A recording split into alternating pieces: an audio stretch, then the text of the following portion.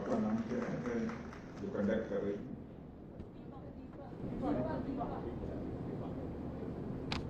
मित्रों, आप लोगों ने देखा होगा कि दीपा जी ने मुझे शब्दों के अलंकारों से अलंकृत करके विभूषित कराने की कोशिश की, जो देखने में जरा ठीक ठाक नहीं होता है। आपने देखा होगा उसकी प्रॉपरली डेंटिंग, पेंटिंग, सेंटिंग की जाती है। वैसे ही दीपा जी ने हमारी भी डेंटिंग, पेंटिंग, सेंटिंग आप लोगों के सामने करने की कोशिश की है। लेकिन हमें ध्यान रखना चाहिए, मनुष्य जिंदगी में केवल अलंकारों के माध्यम से अलंकृत नहीं हो सकता। मनुष्य अपने जीवन में यदि विभूषित हो सकता है तो अपनी डीड्स के कारण, अपने कर्मों के कारण, अपने कृत्यों के कारण ही विभूषित हो सकता है। हमारे महाराष्ट्र के बहुत ही डायनेमिक और डूअर, और इसे मैं कह सकता हूं कि इस यंग एज में, आज से नहीं, मैं पिछले 15-20 वर्षों से जानता हूं, बहुत ही imaginative chief minister Shri Devendra ji Fadnavis, minister of higher and technical education Shri Chandrakant ji Patil, जिन्हें दादा कहकर हम लोग पुकारते हैं, minister of skill development Shri Mangal Prabhat ji Lodha, Shrimati Madhuri Mishal, MS for urban development Maharashtra, doctor respected doctor SP. Mujumdar ji, chancellor SSP, doctor very dynamic vice chancellor doctor Swati Mujumdar, pro chancellor SSP, Shrimati Sanjeevani Mujumdar, director बाबा साहब Ambedkar memorial and museum, doctor Vidya Yeravdekar, कहाँ विद्या या sitting behind, Pro Chancellor Symbiosis International University, Lieutenant General धीरज सेठ, GOC इन सी southern command, और SSPO के सारे हमारे सम्मानित टीचर्स, देवियों व सज्जनों, और मेरे यहाँ बैठे हुए सारे डिग्री प्राप्त करने वाले मेरे प्रिय बच्चे, आज symbiosis skills and professional university के इस दीक्षांत समारोह में आप सबके बीच उपस्थित होना, इसे मैं अपना सौभाग्य का विषय मानता हूँ। सबसे पहले मैं आपकी एकेडमिक जर्नी को कंप्लीट करने वाले हर स्टूडेंट को तहे दिल बधाई देता हूँ, और आयु में बड़ा होने के कारण सभी बच्चों को मैं अपनी तरफ से आशीर्वाद देता हूँ। और मैं देख रहा हूँ या हर बच्चे की आंखों में एक अलग प्रकार का उत्साह हमको देखने को मिल रहा है। मैं समझ सकता हूं कि आपके अंदर का जो ये उत्साह है वह सिर्फ आपकी डिग्री पूरी होने का ही यह उत्साह नहीं है, बल्कि आपके सपनों के साकार होने का को भी यह सिंबलाइज करता है। मैं symbiosis schools and professional university से जुड़े हुए सभी स्टेक होल्डर्स को, यूनिवर्सिटी एडमिनिस्ट्रेशन को तथा सभी प्रोफेसर्स को भी अपनी हार्दिक बधाई देता हूं। महज 8 वर्षों में ही आपका यह इंस्टीट्यूट स्किल डेवलपमेंट के क्षेत्र में क्वालिटी और एक्सलेंस का एक उदाहरण बनकर खड़ा हुआ है। इसके लिए मैं आप सबको बधाई देता हूं। साथियों, स्किल डेवलपमेंट की कैटेगरी में नेशनल इंस्टीट्यूशनल रैंकिंग फ्रेमवर्क की रैंकिंग में भी आप नंबर 1 पर रहे हैं। इतने कम समय में रैंकिंग में नंबर 1 का स्थान प्राप्त करना यह कोई छोटी बात नहीं है। इसके अलावा न सिर्फ भारत में बल्कि दुनिया के अलग अलग हिस्सों में भी आपने अपना नाम कमाया है, आपने अपनी शोहरत कमाई है। इसके लिए आप सबने जो मेहनत की है उसकी मैं हृदय से सराहना करता हूं, और भविष्य के लिए भी आप सबको मैं अपनी हार्दिक शुभकामनाएं देता हूं। साथियों, आप सभी की अब तक की जो यात्रा रही है, उस यात्रा में आप भले ही अकेले चले हों, लेकिन उसमें आपके माता पिता, आपके गुरुजन, आपके दोस्त, और यहाँ तक कि इस विश्वविद्यालय के प्रोफेसर्स के साथ साथ हर कर्मचारी का भी एक मेजर कंट्रीब्यूशन है। इसे हमें कभी नहीं भूलना चाहिए। कभी कभी हम यह भूल जाते हैं कि शिक्षा केवल एक प्रोफेशनल अचीवमेंट नहीं होती है, यह समाज के सहयोग, संस्कार और समर्थन का परिणाम होती है। इसलिए आज का यह दिन सिर्फ आपका नहीं है, यह उन सभी का है जिन्होंने आपकी यात्रा को संभव बनाया है। मैं आपसे जुड़े प्रत्येक व्यक्ति और प्रत्येक संस्थान को भी अपनी तरफ से हार्दिक बधाई देता हूं। आज आप सभी के कारण मुझे एक बार फिर पुणे आने का अवसर प्राप्त हुआ है और पुणे की यह धरती अपने आप में इतिहास की एक जीवंत पाठशाला है और मैं मानता हूं इस हिंदुस्तान में सचमुच कल्चरल कैपिटल यदि किसी को कहा जा सकता है तो महाराष्ट्र को ही कहा जाता है। छत्रपति महाराज शिवाजी के हिंदवी स्वराज से लेकर बाल गंगाधर तिलक के पूर्ण स्वराज तक का सफर इस जमीन ने देखा है। पुणे केवल मराठा शक्ति का ही केंद्र नहीं रहा है, बल्कि यह भारत की कल्चरल कॉन्शसनेस यानी सांस्कृतिक चेतना, एजुकेशन और साथ ही साथ नेशनलिज्म यानी राष्ट्रवाद का भी एक प्रमुख केंद्र लंबे समय से रहा है। और इस धरती पर मुझे आप सबकी वजह से आने का सौभाग्य मिला है, इसके लिए भी मैं इस संस्था के प्रति आभार व्यक्त करता हूं। साथियों, आज जब मैं इस कन्वोकेशन सेरेमनी में आप सबके बीच उपस्थित हूं तो मैं कुछ बातें मन की आपसे करना चाहता हूं। आप यहां डिग्री हासिल करने के बाद बाहर निकलेंगे, एक बात का आप जरूर ध्यान रखिएगा, जिंदगी में जिसे मैंने निभाया है, जिसका बराबर ध्यान रखा है, वही बात आपके सामने रखना चाहता हूं। आप कभी भी छोटा मन करके अपना काम मत करना। जिंदगी में जो भी करना हो बड़े मन से करना। छोटे मन के इंसान मत बनने की कोशिश करना, बराबर बड़े मन का ही बनकर रहना।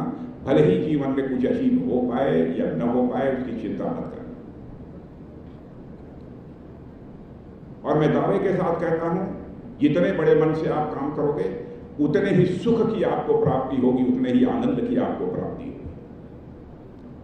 छोटे मन का कोई व्यक्ति कभी जीवन में सुख नहीं प्राप्त कर सकता, कोई आनंद नहीं प्राप्त कर सकता। हमारे अटल बिहारी वाजपेयी जी कहा करते थे, छोटे मन से कोई बड़ा नहीं होता और टूटे मन से कोई खड़ा नहीं होता। मैं इसको मैथमेटिकल इक्वेशन में यदि आप सबको समझाना हो तो मैं इस रूप में समझाना चाहूंगा। Let us consider that your मन इज ए सर्किल। मन कभी सर्किल हो नहीं सकता, लेकिन समझाने के लिए मैं आपको समझा रहा हूं। Let us consider that your मन इज सर्किल। सर्किल का सरकमफेरेंस यानी मन जितना बढ़ाते चले जाओगे, उसी रेशियो में मैग्नीट्यूड ऑफ सुख, मैग्नीट्यूड ऑफ आनंद बढ़ता चला जाएगा। और मन जब इतना अधिक बड़ा हो जाएगा कि इसकी कोई सीमा नहीं होगी, तो परमानंद की भी प्राप्ति होगी, यानी परमात्मा की भी प्राप्ति हो सकती है। मैथमेटिकल इक्वेशन में यदि कहना हो तो हम कह सकते हैं कि सर्कमफेरेंस ऑफ मन is directly proportional to the magnitude of सुख। Circumference of man is directly proportional to the magnitude of Anand. Circumference of man is directly proportional to the not magnitude. क्योंकि परमानंद का कोई मैग्नीट्यूड नहीं होता है, इसलिए circumference of मन is directly proportional to the परमानंद। परम आनंद मनुष्य जीवन में प्राप्त कर सकता है, इसलिए बराबर बड़े मन से जिंदगी में काम करना। और साथियों, गुरुकुल परंपरा में जब विद्यार्थी अपनी शिक्षा पूरी करता था, जब उनके टीचर्स उन्हें विदा करते थे, तो उसे जीवन के कर्तव्यों पर के लिए बराबर तैयार करते। आज आप सभी अपने क्षेत्रों में आगे बढ़ेंगे। कोई इंटरप्रेन्योर बनेगा, कोई इंजीनियर, कोई मैनेजर, कोई इनोवेटर। लेकिन चाहे आप किसी भी दिशा में जाएं, आपसे मैं यही आग्रह करना चाहूंगा, आप याद रखिएगा कि आपकी सफलता का वास्तविक अर्थ तभी है जब वह समाज के काम आए। साथियों, कभी कभी जीवन में हम अपनी अचीवमेंट्स में इतने व्यस्त हो जाते हैं या भूल जाते हैं कि वास्तविक शिक्षा वो होती है जो दूसरों के जीवन में रोशनी लाने का काम करे, वही वास्तविक शिक्षा है। और मुझे पूरा विश्वास है कि symbiosis skills and professional university ने आप सबको न सिर्फ केवल स्किल सिखाए हैं, बल्कि वो वैल्यूज भी दी हैं जो जीवन को एक बहुत ही मीनिंगफुल बनाती हैं, जीवन को अर्थपूर्ण बनाती हैं। आज आप सब अपने माता पिता, अपने शिक्षकों और अपने विश्वविद्यालय, इन तीनों के प्रति आपको आभार व्यक्त करना चाहिए। आप आभार व्यक्त कीजिए, क्योंकि इनकी ही बदौलत आप यहां तक पहुंचे हैं। इसे मत भूलना मेरे छात्रों, यह मैं आप सबसे अपील करना चाहता हूं। साथियों, आप सभी नौजवान हैं, दुनिया में जो भी बदलाव हो रहे हैं वह सब आपसे ही होकर गुजर रहे हैं। इसलिए आप सभी महसूस कर पा रहे होंगे कि आज की दुनिया बहुत तेजी से बदल रही है। हर दिन हर क्षण कुछ नया हो रहा है। कहीं कोई नई टेक्नोलॉजी आ रही है, कहीं कोई नई सोच आ रही है, कहीं कोई पुरानी व्यवस्था बदल रही है। ऐसे में अगर इस अनसर्टेन वर्ल्ड में एक चीज हमारा साथ दे सकती है तो वह है हमारी स्किल। क्योंकि आज सिर्फ नॉलेज होना ही पर्याप्त नहीं है, बल्कि उसे उपयोग में लाने की कला भी आनी चाहिए। यह जानना व्हाट डू यू नो से आगे बढ़ चुका है। अब वह व्हाट कैन यू डू का समय आ गया है। बुक्स में लिखा ज्ञान, बुक इज नॉलेज, मैं मानता हूं तक वह किसी काम में नहीं आता। इसलिए आज की शिक्षा का असली उद्देश्य यही होना चाहिए कि जो सीखा है उसे लाइफ में अप्लाई कैसे करें। आज भारत के लिए मेरे साथियों यह और भी महत्वपूर्ण हो जाता है, क्योंकि हम दुनिया के सबसे युवा देश हैं। आप सोचिए, इतनी बड़ी यूथ पॉपुलेशन अगर सही दिशा में बढ़े और अगर आपके पास सही स्किल हो तो भारत को आगे बढ़ने से दुनिया की कोई ताकत हमें रोक नहीं सकती। हमारी डेमोग्राफिक डिविडेंड तभी ताकत बनेगी जब हर युवा स्किल्ड और प्रोडक्टिव बनेगा। और साथियों, अगर हमारे पास स्किल नहीं है तो इस दौड़ती हुई दुनिया में टिके रहना यह बहुत ही मुश्किल है। और अगर स्किल है तो दुनिया की कोई ताकत हमें आगे बढ़ने से रोक नहीं सकती है। यह भी विश्वास आपके मन के अंदर होना चाहिए। साथियों, 2014 के बाद से जब से देश ने न्यू इंडिया या नए भारत की दिशा में कदम आगे बढ़ाया है, तब हमारे प्रधानमंत्री जी ने बार बार स्किल इंडिया, स्टार्टअप इंडिया और मेक इन इंडिया की बात की है। क्योंकि उन्होंने समझा कि अगर भारत को आत्मनिर्भर बनाना है, भारत को सेल्फ रिलायंट बनाना है, तो सबसे पहले नौजवानों को स्किल्ड बनाना होगा। और हमने सरकार में आने के साथ ही स्किल डेवलपमेंट को बढ़ावा देने के लिए एक डेडिकेटेड मिनिस्ट्री की भी स्थापना की। पिछले 11 वर्षों में ministry of skill development and entrepreneurship ने स्किल डेवलपमेंट से जुड़े हुए चैलेंजेस को अपॉर्चुनिटीज में बदलने का काम किया है। Prime minister skill development scheme के तहत 1.63 करोड़ कैंडिडेट्स को स्किल इन्हांसमेंट ट्रेनिंग दी जा चुकी है। जन शिक्षण संस्थानों के माध्यम से रूरल, ट्राइबल और मार्जिनलाइज कमेटी के 30 लाख से अधिक लोगों को tailoring, embroidery, handicraft, food processing और हेल्थ केयर असिस्टेंस की ट्रेनिंग भी प्रदान की जा चुकी है। मेरे साथियों, प्रधानमंत्री विश्वकर्मा योजना के तहत हमने भारत के ट्रेडिशनल आर्टिजन्स और क्राफ्टमैन को भी एम्पावर किया है। और इस योजना के तहत अब तक 22 लाख से अधिक आर्टिजन्स को हमने मॉडर्न टूल किट्स और सर्टिफिकेशन प्रदान किए। माने स्किल डेवलपमेंट को हमारी सेंट्रल गवर्नमेंट और हमारे यहाँ dynamic chief minister Devendra Fadnavis किस तरीके से आगे बढ़ा रहे हैं, आप इसकी कल्पना कर सकते हैं। ऐसे अनेक प्रयास हमारी सरकारों ने किए हैं जिससे देश में स्किल को लेकर एक पॉजिटिव इन्वायरमेंट बना हुआ है। साथियों, हमारे यहाँ स्किल का इतना इंपॉर्टेंस है कि भगवान विश्वकर्मा को हम स्किल के देवता के रूप में पूजते हैं। और यहां तक कि जब हमारे यहाँ गुरुकुल व्यवस्था थी तब से ही हमारे देश में शिक्षा का मतलब सिर्फ पढ़ना या परीक्षा पास करना नहीं रहा है। हमारे यहाँ तो शताब्दियों से पहले से यह मान्यता रही है कि अगर इंसान को आगे बढ़ना है तो उसे ज्ञान के साथ साथ, नॉलेज के साथ साथ स्किल भी सीखना चाहिए।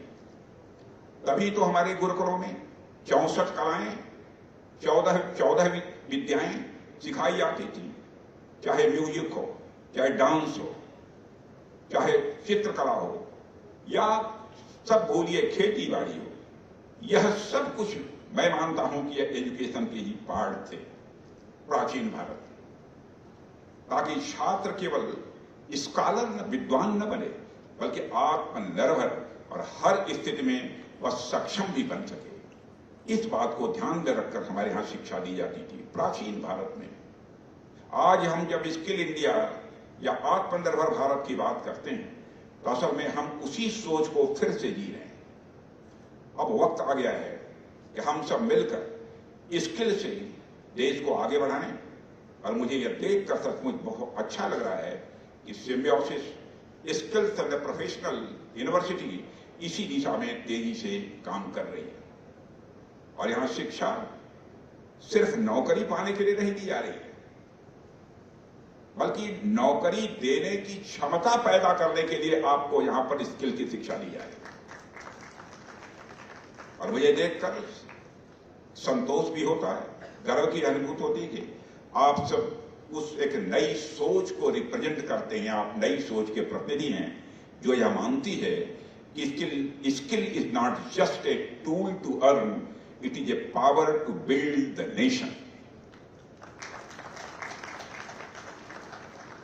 और साथियों, मैं तो हमेशा मानता हूं कि जो व्यक्ति स्किल्ड होता है वह कभी डिस्ट्रॉयर नहीं हो सकता है, वह हमेशा क्रिएटर होता है, और कुछ न कुछ वह बराबर नया करने की वह कोशिश करता है। और एक स्किल्ड व्यक्ति चाहे किसी भी क्षेत्र में, आर्ट हो, साइंस हो, इंडस्ट्री हो, एग्रीकल्चर हो या टेक्नोलॉजी, वह हर जगह कुछ बनाने, सुधारने और आगे बढ़ने की भूमिका वह बराबर निभाता है। आप ही सोचिए, जब भी समाज में कोई बड़ा बदलाव आया है तो उसके पीछे किसी न किसी स्किल्ड माइंड का ही एक मेजर कंट्रीब्यूशन रहा है। और साथियों, क्रिएशन ही मनुष्य की यह असली पहचान है। जो निर्माण करता है वही समाज को दिशा देता है। आप अपने आसपास में बहुत कुछ देखते हैं, चाहे वह रोड्स होंगी, ब्रिजेज होंगे, इंडस्ट्रीज होंगी, ये सब की सब किसी न किसी क्रिएशन का ही परिणाम है। और यह क्रिएशन तभी संभव होता है जब हमारे पास स्किल होती है। और मानवता की अब तक की यात्रा भी स्किल की यात्रा रही है। इस सच्चाई को भी हमको समझना चाहिए। और साथियों, आप होमो सैपियंस की कहानी देखिए।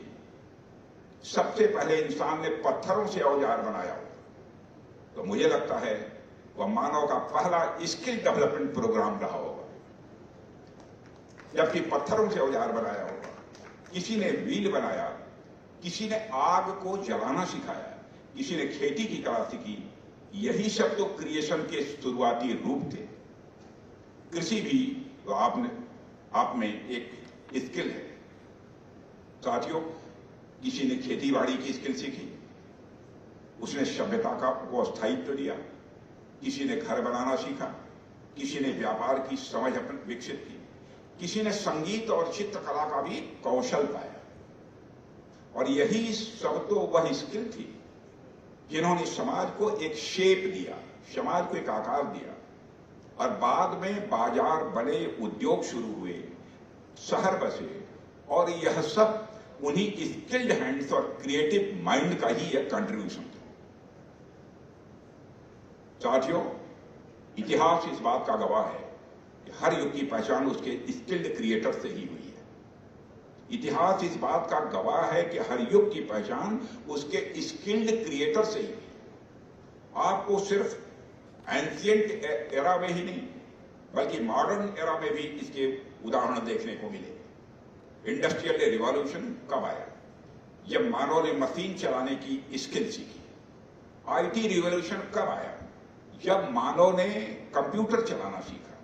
और आज आर्टिफिशियल इंटेलिजेंस भी तब आया है जब इंसान, आप जैसे जवान कई टेक्नोलॉजीज को सीख रहे हैं। यानी हर युग में मनुष्य तभी आगे बढ़ा है जब उसने अपने स्किल्स को निखारा है, अपडेट किया है और नए समय के अनुसार अपने को खुद बदलने की कोशिश की है, तभी वह आगे बढ़ा है। इसलिए जब मैं आपसे कहता हूं कि आज के इस बदलाव के युग में आपकी भूमिका, मेरे साथियों, बहुत ही महत्वपूर्ण है। यह कोई फॉर्मल बात आपसे नहीं कर रहा हूं, यह वास्तविकता है। आप ही वह पीढ़ी हैं जो नेक्स्ट जनरेशन टेक्नोलॉजिकल रिवॉल्यूशन को आगे बढ़ाएंगे, मैं यह दावे के साथ कह सकता हूं। लेकिन साथियों, जब हम स्किल की बात कर रहे हैं तो उसके साथ साथ मैं यह भी मानता हूं हमारे पास स्किल के साथ साथ सेंसिटिविटी, संवेदनशीलता भी उतनी ही आवश्यक है। कोई भी स्किल तभी सार्थक है, तभी उपयोगी है, जबकि वह सोसाइटी के काम आए, समाज के काम आए। अगर आपकी स्किल सिर्फ अपने तक सीमित है तो मैं मानता हूं कि वह स्किल अपने में अधूरी है। आज सिम्बियोसिस जैसे संस्थान से शिक्षा लेकर यहां से आप जा रहे हैं, जहां लर्निंग बाय डूइंग की एक परंपरा है। यह जानकर भी मुझे बहुत खुशी हुई है। इसके लिए मैं इस इंस्टीट्यूट को अपनी तरफ से पुनः बधाई देता हूं। यहां सीखा गया हर विषय, यहां सीखा गया हर प्रयोग, हर अनुभव आपके जीवन का यह हिस्सा बनेगा। यहां का माहौल, यहां यह शिक्षा, यह एक्सपोजर आपको न सिर्फ जॉब दिलाएगा, नौकरी दिलाएगा, बल्कि आपके जीवन भर सीखने की जो हैबिट बनी है उसको भी यह कंटिन्यू रखेगा, जारी रखेगा। साथियों, यहां से निकलकर अब बाहरी दुनिया के लिए आप सब अपना सफर शुरू करने जा रहे हैं।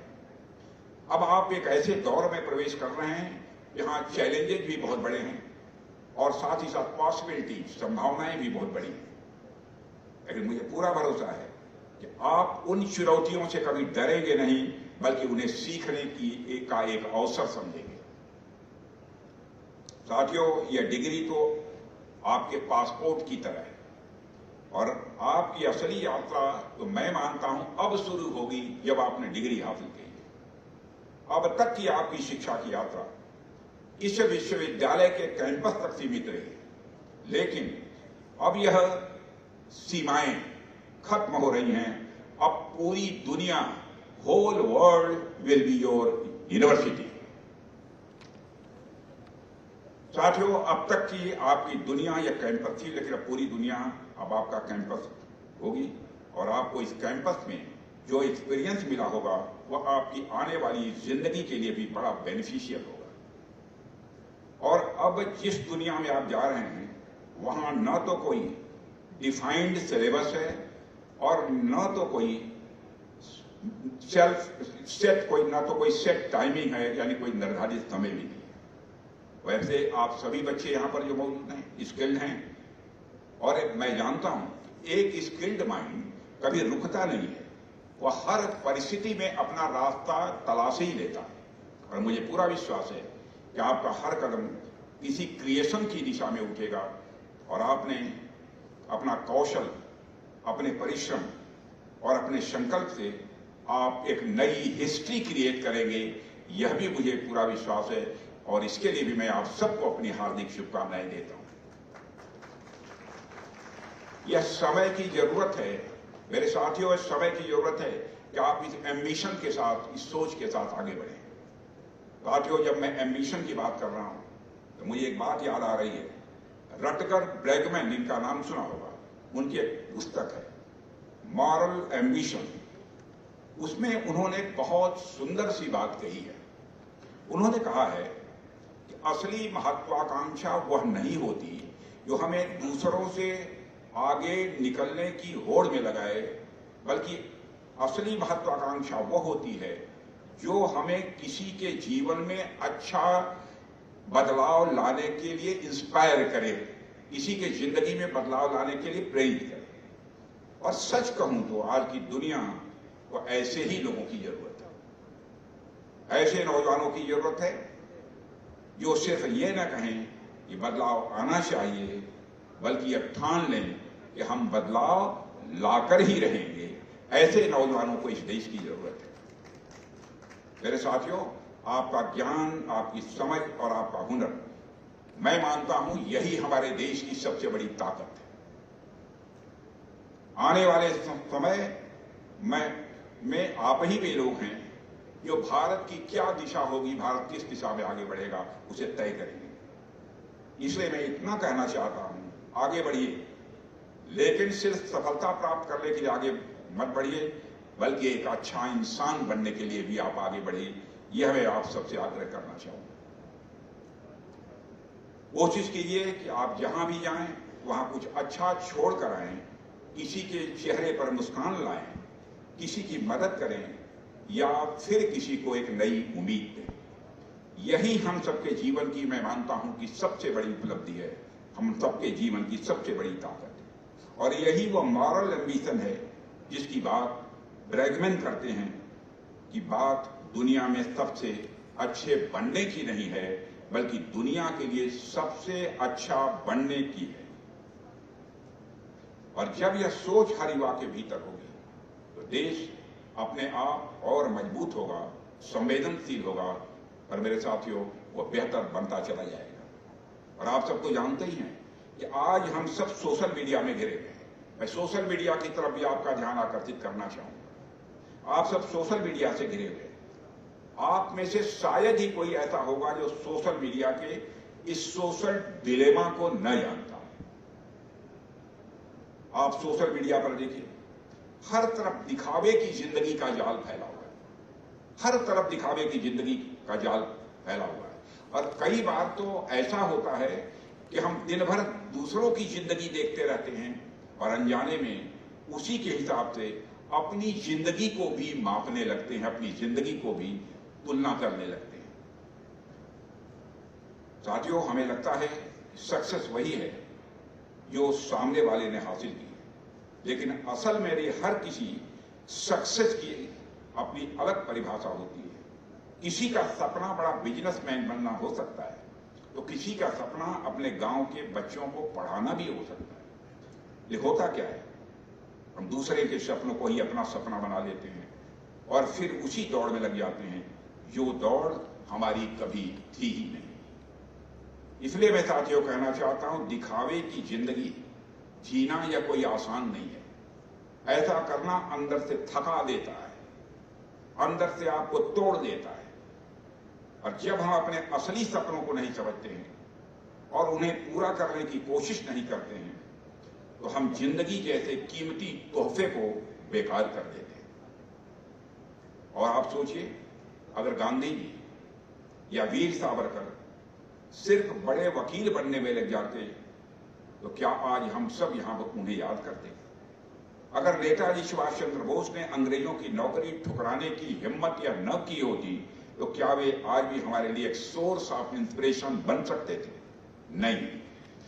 जिन्हें हम सफल मानते हैं मेरे साथियों, उन्होंने अपनी सफलता अपने स्वभाव, अपनी सोच और अपने असली मकसद के हिसाब से हासिल की। इसलिए हमारी सबसे बड़ी ताकत यही है कि हम खुद को पहचानें, अपनी ओरिजिन, अपने मूल को समझें और उसी दिशा में काम करें। यह मैं आपसे आग्रह करना चाहूंगा। हाँ, यह रास्ता हमेशा आसान नहीं होता है, इस सच्चाई को भी मैं जानता हूं। जिंदगी में कई बार ऐसे हालात भी पैदा होते हैं जिसके कारण विश्वास डगमगा जाता है, विश्वास हिल जाता है, हिम्मत कमजोर पड़ती है। लेकिन याद रखिए, हम अपने हालातों से नहीं बल्कि अपने डिसीजन से तय करते हैं कि हम क्या करेंगे और भविष्य में हमको क्या बनना है।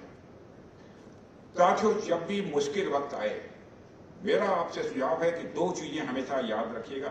पहला, कन्विक्शन यानी दृढ़ विश्वास, और दूसरा पेशेंस यानी धैर्य। मैं मानता हूं यदि आपके अंदर विश्वास है और आप धैर्य रखते हैं तो कोई भी ऊंचाई हासिल करने से दुनिया की कोई ताकत आपको रोक नहीं सकती। और अक्सर हम जल्दबाजी में अपना भरोसा खो देते हैं या पुराने अनुभवों के डर में जीने लगते हैं, सोचते हैं यह संभव नहीं है, इट इज नॉट पॉसिबल। यह हमारी सोच धीरे धीरे हमारी जिंदगी की यह हकीकत बन जाती है। इसलिए जरूरी है कि आप अपनी पिछली असफलताओं को नहीं सबक बनाएं, उन्हें सीढ़ी बनाएं, ठोकर नहीं। याद रखिए मेरे साथियों, कोई भी चुनौती, चाहे वह आर्थिक परेशानी हो, पारिवारिक दिक्कत हो या व्यक्तिगत असफलता, वह आपको परिभाषित नहीं कर सकती है। और असली बात यह है कि आप उन हालातों में कैसा व्यवहार करते हैं, कितना धैर्य और आत्म संयम रखते हैं। और जब भी आप किसी समस्या में उलझें, बस दो रास्ते याद रखिएगा, या तो रास्ता खोजिए या नया रास्ता बनाइए। मैं कहना चाहता हूं, यही जिंदगी का असली मंत्र है। मेरे साथियों, मैं आपको हाल का एक उदाहरण देना चाहता हूं। भारत की डिफेंस सेक्टर में आत्मनिर्भर बनने की दिशा में काम करना हम सब ने शुरू किया है।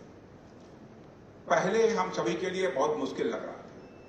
हम पूरे डिफेंस सेक्टर को ही चेंज करने की तरफ बढ़ रहे थे, क्योंकि आजादी के बाद से ही लगा था हम हथियारों के लिए दूसरे देशों पर डिपेंडेंट रहे। कोई जरूरत पड़ती थी दुनिया की दूसरे देशों से हथियार खरीदना, हमारे पास अपने खुद के बनाए इक्विपमेंट न के बराबर थे। लेकिन डिफेंस सेक्टर में आजादी के बाद से जो स्थितियां थी, उसको हमने तोड़ा है। हमने इस बात पर जोर दिया है कि भारत अपने सैनिकों के लिए वेपन्स खुद अपने देश में बनाएगा, और यह काम हमारे लिए बहुत आसान नहीं था। एक राष्ट्र के रूप में हम एक कंफर्ट जोन में जा चुके थे। हम हथियार खरीदने के आदी हो चुके थे। भारत में हथियार बनाने के लिए हमारे पास न तो पॉलिटिकल विल पावर थी, न हमारे पास ऐसे लॉज थे जो डिफेंस मैन्युफैक्चरिंग को प्रमोट करें, और न ही हमारे नौजवानों के अंदर वह जुनून था कि वह भारत की इस आत्मनिर्भर यात्रा में वह अपना सहयोग दे पाए। साथियों, कहने का मतलब यह है, चीजें हमारे लिए अनुकूल नहीं थी बल्कि प्रतिकूल थी। लेकिन हम सब ने हार नहीं मानी। हमने डिफेंस मैन्युफैक्चरिंग को बढ़ाने के लिए जो भी प्रयास हो सकता है वह हर संभव प्रयास किया, और हमारे प्रयासों का पॉजिटिव रिजल्ट मिलना प्रारंभ हो गया। ऑपरेशन सिंदूर के दौरान आपने देखा होगा हमारे सेना के जवानों का करिश्मा। मेरे दोस्तों, ऑपरेशन सिंदूर अपने आप में हमारी सेल्फ रिलायंस, आत्मनिर्भरता का एक जीता जागता उदाहरण है। और मैं आपको कहना चाहता हूं कि ऑपरेशन सिंदूर के दौरान हमारे सेना के जवानों ने जो करिश्माई काम किया है, उसमें ज्यादातर जो हथियार थे, जो वेपन थे, वो भारत की धरती पर बने थे, और उसमें कुछ भारतवासियों के हाथों से। बड़ी बात यह है कि ऑपरेशन सिंदूर भारत में बनी, हमारी सेनाओं ने भारत में बने इक्विपमेंट का इस्तेमाल बड़ी मात्रा में किया। और ऑपरेशन सिंदूर में हमारी सेना ने किस धैर्य और संयम से काम लिया है, मेरे मित्रों, मैं समझता हूं बहुत विस्तार में जाकर इसको बतलाने की जरूरत नहीं है।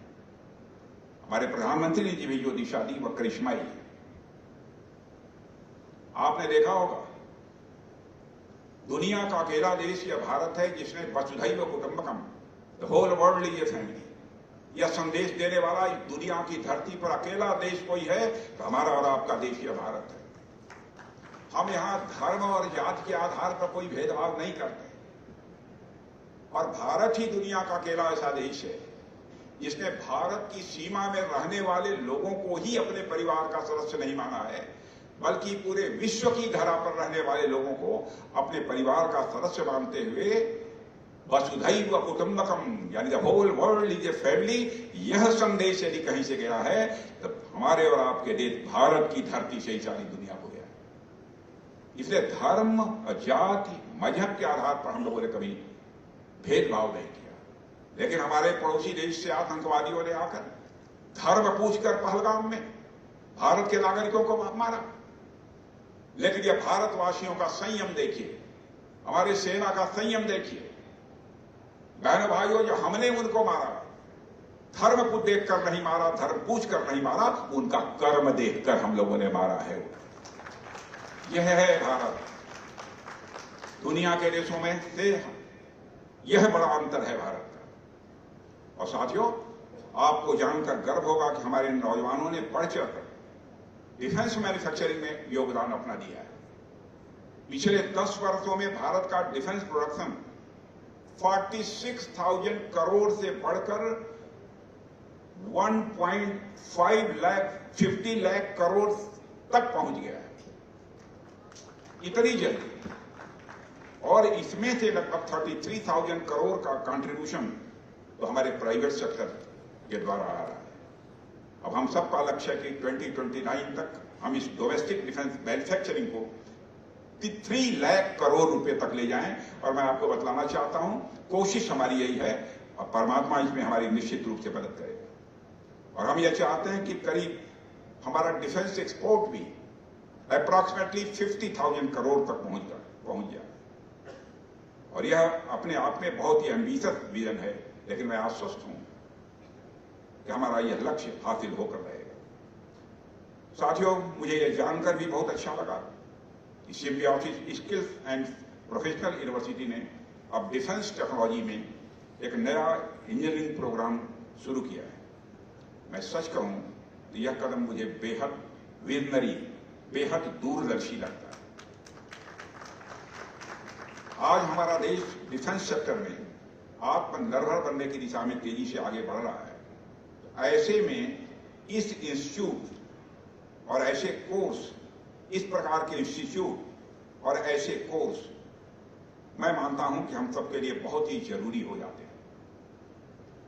हमें आज ऐसे नौजवानों की जरूरत है साथियों, जो सिर्फ पढ़े लिखे न हों, बल्कि इंडिजिनस टेक्नोलॉजी को समझें, उसे बनाएं और फिर आगे बढ़ें। मैं सिम्बायोसिस परिवार को, इसके सभी शिक्षकों को और यहाँ पढ़ने वाले सभी छात्रों को दिल से बधाई देता हूं, हार्दिक शुभकामनाएं देता हूं।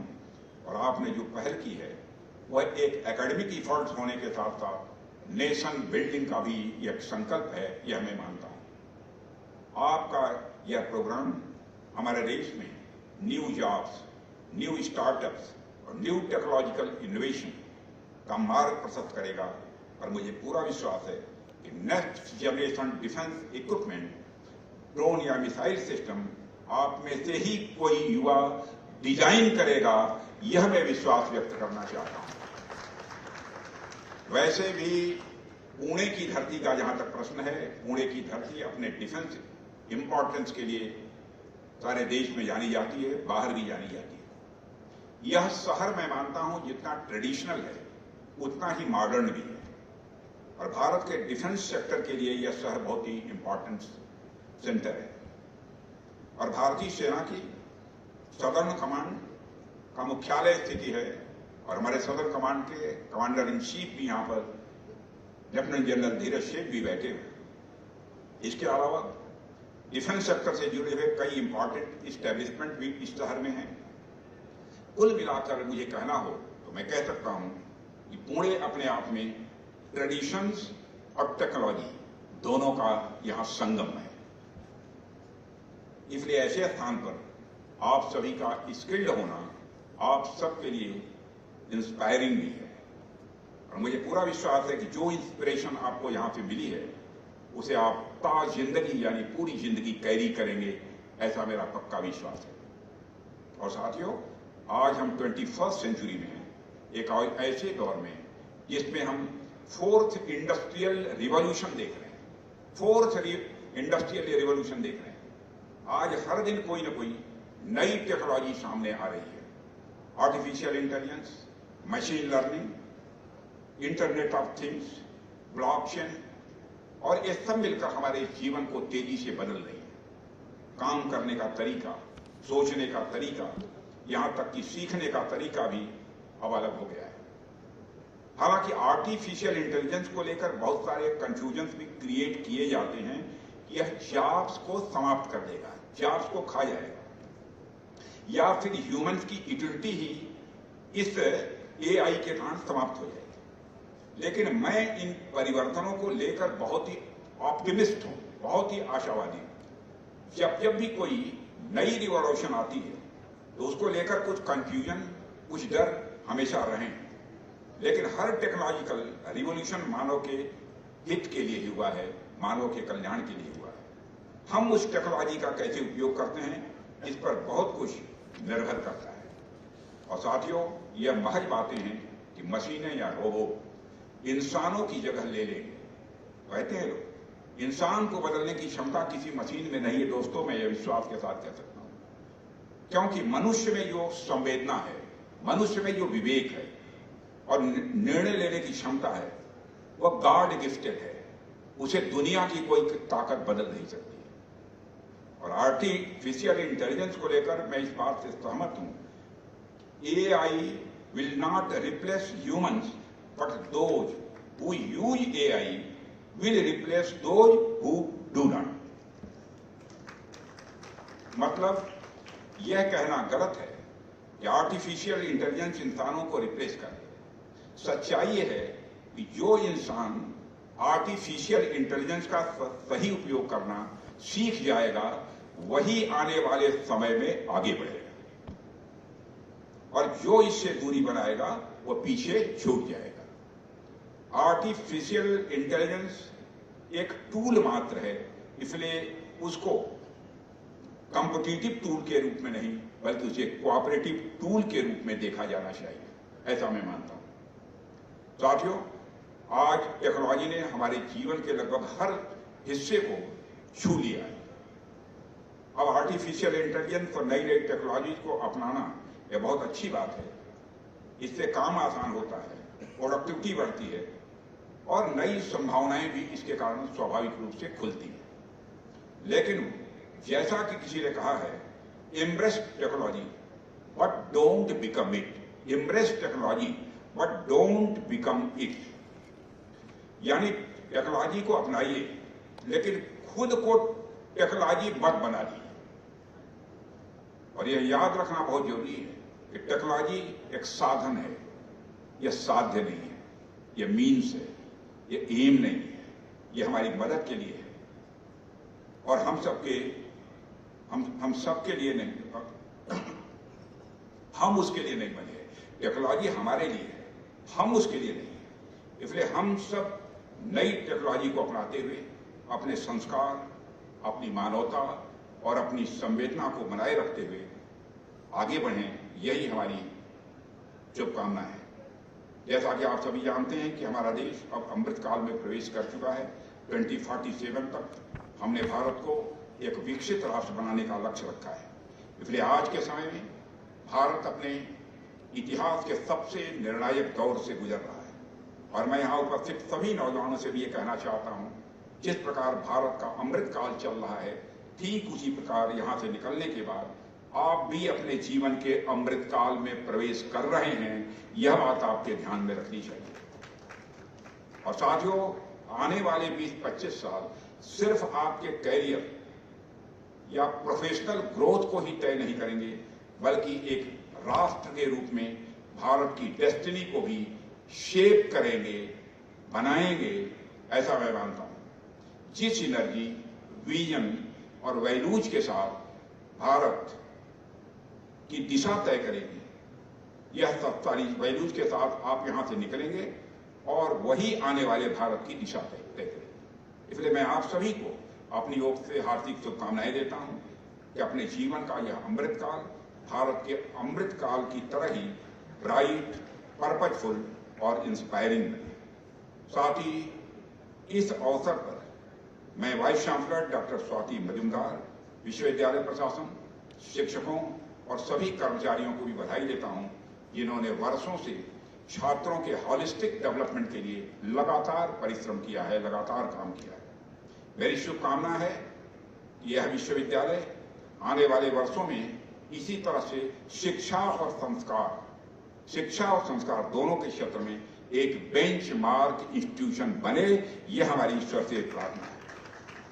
और अंत में मैं आप सभी को दीपावली के लिए अग्रिम शुभकामनाएं देते हुए अपनी बात को यहीं समाप्त करता हूं।